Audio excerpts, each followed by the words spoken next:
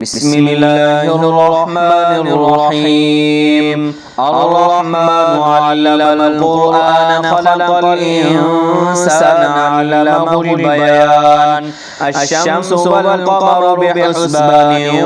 والنجم والشجر يسجدان والسماء رفعها ووضع الميزان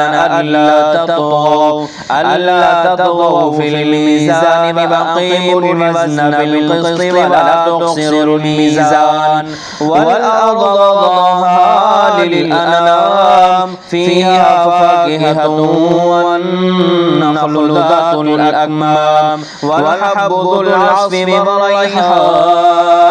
فبأي آلاء ربكما تكذبان خلق الإنسان من صلصال كالفخار وخلق الجن من مارج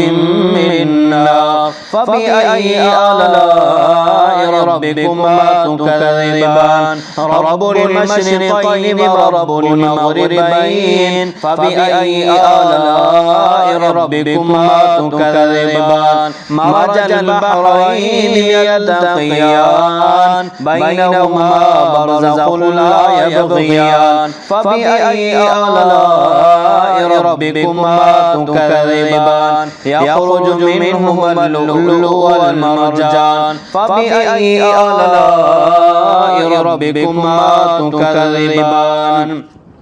وله الجوار المنشآت في البحر كالأعلام فبأي آلاء ربكما تكذبان كل من عليها فان ويبقى وجه ربك ذو الجلال والإكرام يسأله من في السماوات والأرض كل يوم هو في شأن فبأي آلاء ربكما تكذبان سنفرغ لكم أيها الثقلان فبأي آلاء ربكما تكذبان يا معشر الجن والإنس إن استطعتم أن تنفذوا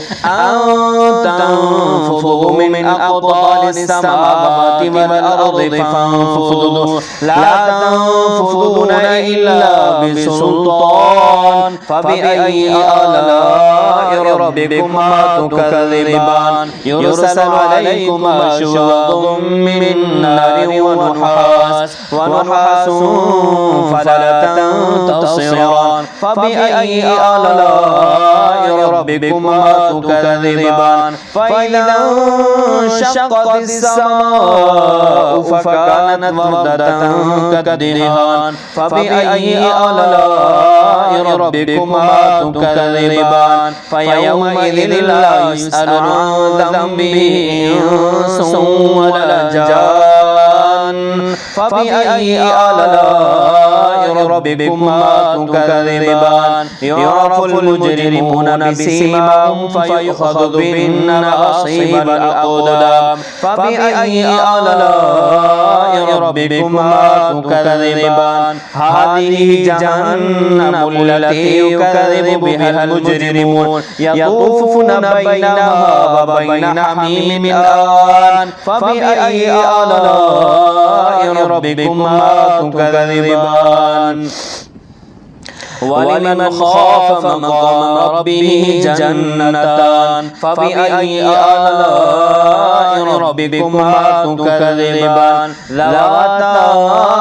أفنان فبأي آلاء ربكما تكذبان فيهما عينان تجريان فبأي آلاء ربكما تكذبان فيهما من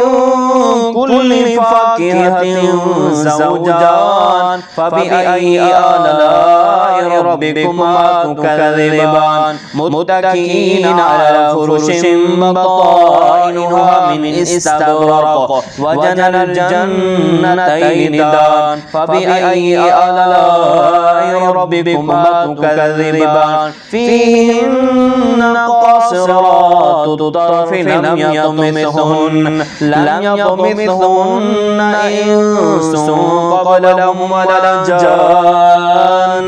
فبأي آلاء ربكما تكذبان كأنهن الياقوت والمرجان فبأي آلاء ربكما تكذبان هل جزاء الإحسان إلا الإحسان فبأي آلاء ربكما تكذبان ومن دونهما جنتان فبأي آلاء ربكما تكذبان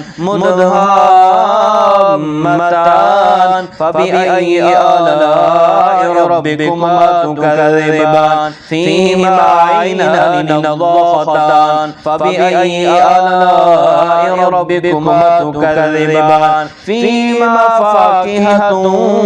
ونخل ورمان فبأي آلاء ربكما تكذبان فيهن خيرات حسان فبأي آلاء ربكما تكذبان حور مقصورات في الخيام فبأي آلاء ربكما تكذبان لم يطمثهن إنس قبلهم ولا جان فبأي آلاء ربكما تكذبان متكئين على رفرف خضر وعبقري حسان فبأي آلاء ربكما تكذبان تبارك اسم ربك ذي الجلال والإكرام.